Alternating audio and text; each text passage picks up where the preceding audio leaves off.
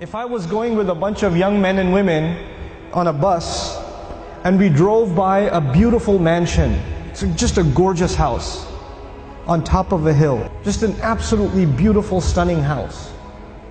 And the driveway into the house, there's a gorgeous car parked outside.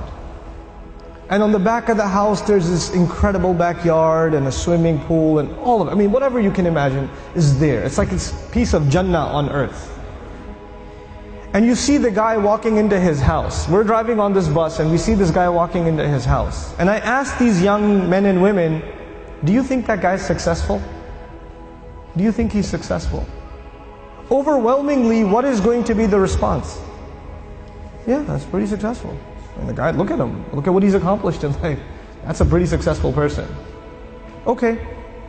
When you take a picture of someone graduating from college, they're shaking hands with the president of the university, they're being handed their diploma, and somebody asks you, you think that's successful? What are people going to say? You know, it's going to be Muslims and non-Muslims. Everybody's going to say that that is a kind of what? Success. When somebody gets a job, is that a kind of success? Sure. We congratulate people when they get a job. When somebody buys a house, when somebody starts a business, when somebody gets a new car, when somebody gets married, when people accomplish things in life, then we celebrate them because these are different kinds of small and big successes. Isn't that true? So the bus keeps driving and we see a man, a homeless man, who's living in a cardboard box on the street. And he looks like he's wearing clothes from a couple of years. And you don't want to go close to him because of the smell.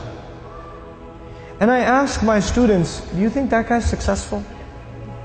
What do they say? I say, he's not successful.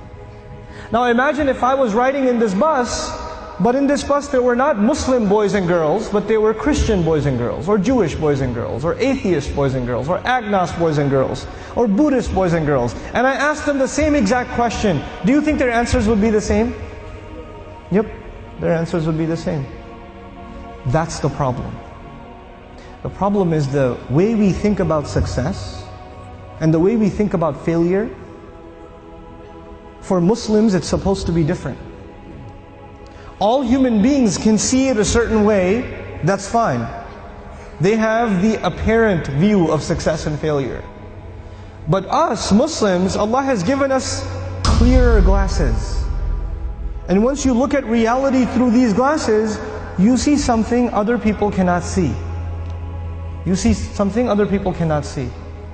So when you put those glasses on, then you start thinking about the Book of Allah and you realize that one of the most beautiful, captivating, magnificent homes that was ever built was the castle of Fir'aun.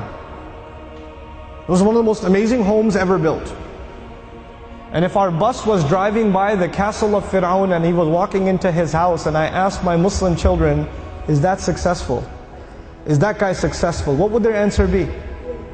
Fir'aun is not successful. He's one of the worst losers in all of human history. Isn't that the case? What was the second kind of person we ran into? There was one guy walking into a mansion. What was the other guy? It was a homeless guy.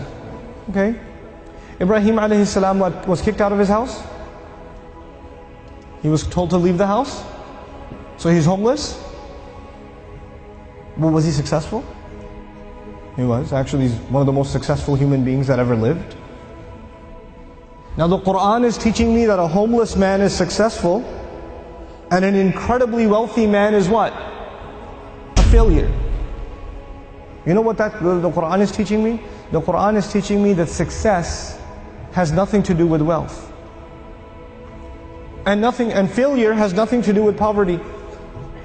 Success and failure are different concepts for us than they are for everybody else.